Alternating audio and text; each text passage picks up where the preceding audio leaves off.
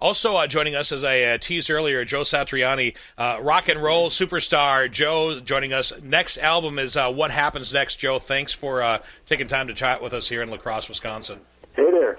So the new album to be dropped is called What Happens Next. So that's the first question I want to ask you. What happens next, Joe? That's a good question.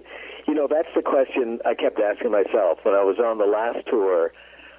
Supporting the surfing to shockwave experiment celebration, and being filmed by my son for the documentary Beyond the Supernova, I kept asking myself, like, what happens next, Joe? Like, what are you going to do next, and what do you really want to do?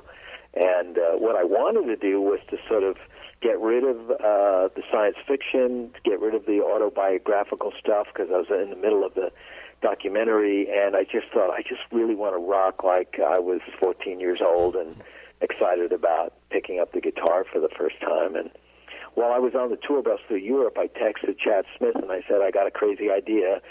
You, me, and Glenn Hughes playing, rock and soul, all instrumental. Can you do it? You want to do it, Mm-hmm. And he texted back right away because he was in Europe with the Chili Peppers at the time. And he said yes, and here's Glenn's number. Call him right away. So I was excited about that, and that was the whole point, was to really just get to the heart of really rocking out and expressive, exciting music, and not being afraid to write songs only about the human experience.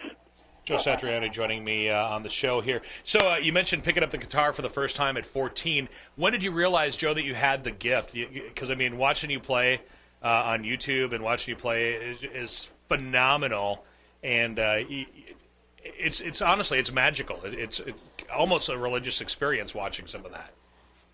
Well, thank you. I don't think that I for a second, that I ever feel like I've got it, whatever that is. Are you kidding? Ever since I was a young kid and I started playing, I've been amazed at how hard it is to play. And it always appears to me that my friends have an easier time of doing it. And, I'm out here on a G3 tour. Every night I'm playing with John Petrucci and Uli John Roth, and they're absolutely amazing players.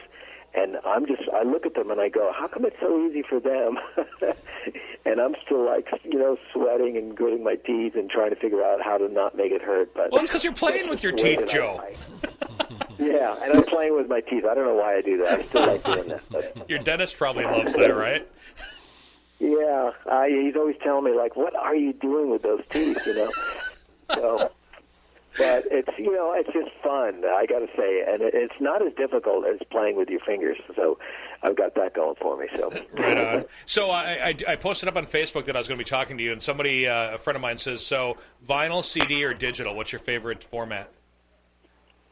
Oh, we were just talking about that the other day. So get this, we got some 120 gram vinyls of a record of mine called Is There Love in Space. Came out quite a few years ago. Beautiful package. Everything was really great. And then I pulled out the second disc, and it was somebody else's disc. So, really? This is buy one, get one? Is that what it was for the time? This was a pre-release, so it hadn't really gone on sale yet, but I was like, oh, that's right, the problems of vinyl.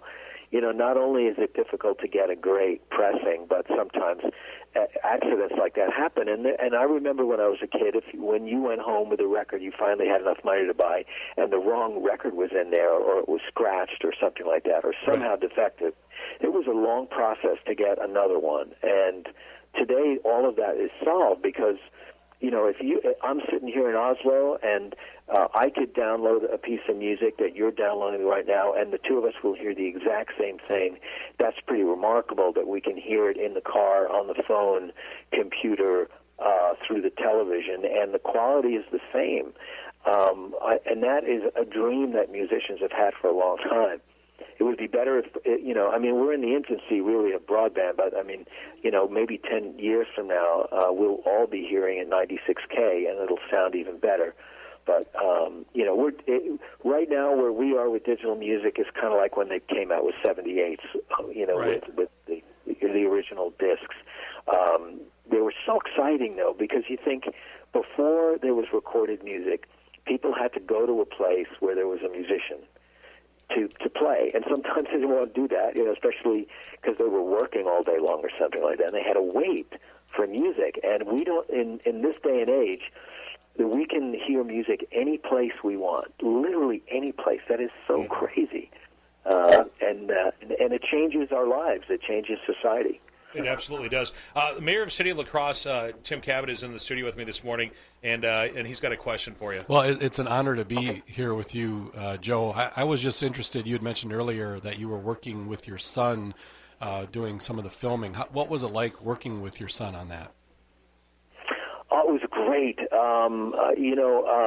He has been like a budding filmmaker since he was a little kid.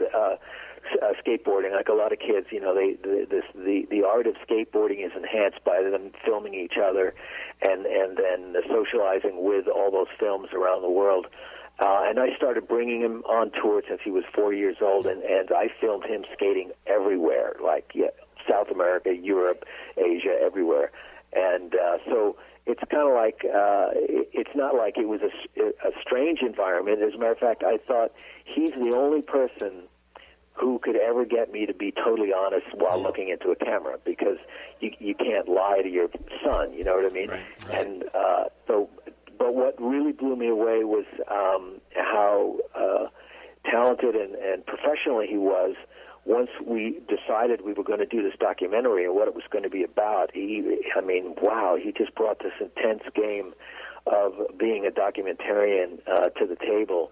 And he was a good taskmaster. I got to say, he did not settle for what he knew was anything that wasn't my absolute best when it came to the interviews and digging deeper. So I think he actually got me to learn quite a bit about myself just through the long process of him interviewing me and going over the narrative, which he pretty much invented around the footage that he got. That's fantastic. Joe Satriani, the new album's called What Happens Next. When does it drop? How do we get it?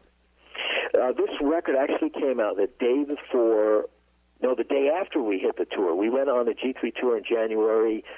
What was it? January 11th. We hit the road with Phil Collins from Def Leppard and John Petrucci, and January 12th the record came out. So it is everywhere you like to buy music. You can get it. You can't miss it because it's got that trippy package with all the mirrors and the distorted faces on there and everything. But you can go to Amazon or iTunes or Spotify. It's out there raging. Awesome, Joe. Thanks a lot for your time this morning. Do appreciate it. Have a great day. It's coming up at 9 o'clock.